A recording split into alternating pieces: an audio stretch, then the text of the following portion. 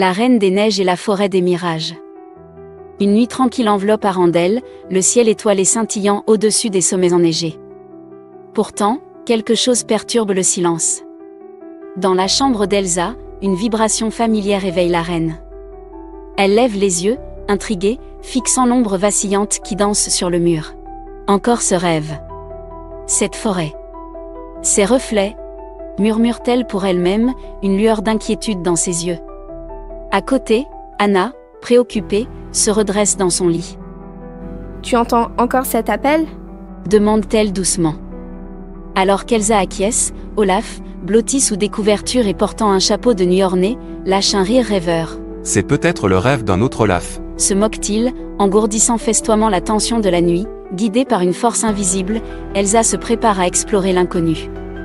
Après avoir partagé ses inquiétudes avec sa sœur, Anna décide de l'accompagner. « Tu ne vas pas seule cette fois, j'ai déjà préparé le sac, et Olaf aussi. » déclare-t-elle avec détermination.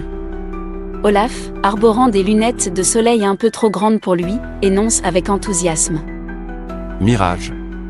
Super, j'adore voir des trucs qui n'existent pas. » Ainsi, les trois amis s'élancent vers l'orée de la forêt des mirages, où les arbres brillent comme du verre, leurs reflets chatoyants créant une scène à la fois envoûtante et troublante.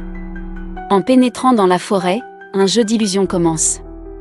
Les arbres, aux feuilles scintillantes, semblent jouer avec leur perception. À chaque pas, ils aperçoivent des versions d'eux-mêmes, des miroirs de leur passé et de leur avenir. Pourquoi je me parle à moi-même? Et pourquoi l'autre moi danse comme un pingouin? S'exclame Olaf, visiblement perplexe. Anna, son regard scrutant les ombres vacillantes, répond « C'est comme si la forêt lisait nos pensées. » Elsa, d'un ton grave, indique « Ce lieu est magique. » Mais instable, l'atmosphère s'alourdit, car ils réalisent que les illusions sont le reflet de leurs propres tourments. Soudain, une silhouette éthérée émerge des brumes lumineuses. C'est Mira, l'esprit ancien du mirage, gardienne des vérités cachées. « Bienvenue, Reine des Neiges.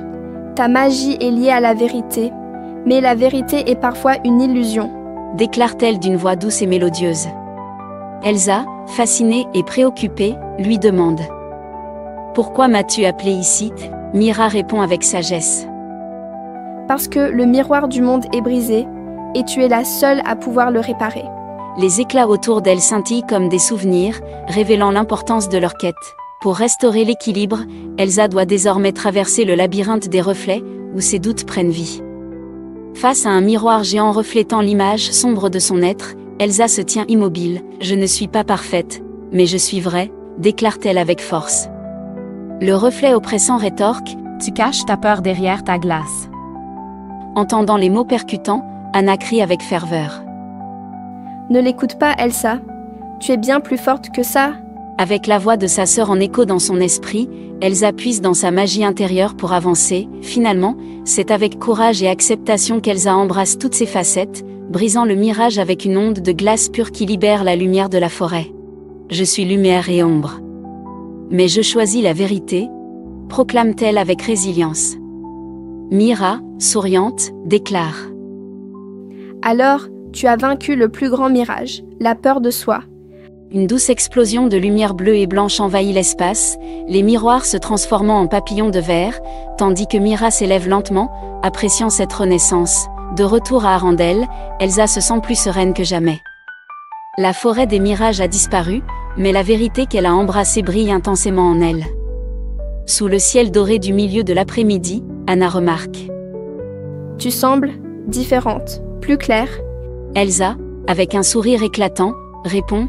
J'ai appris à voir au-delà des apparences. Même les miennes.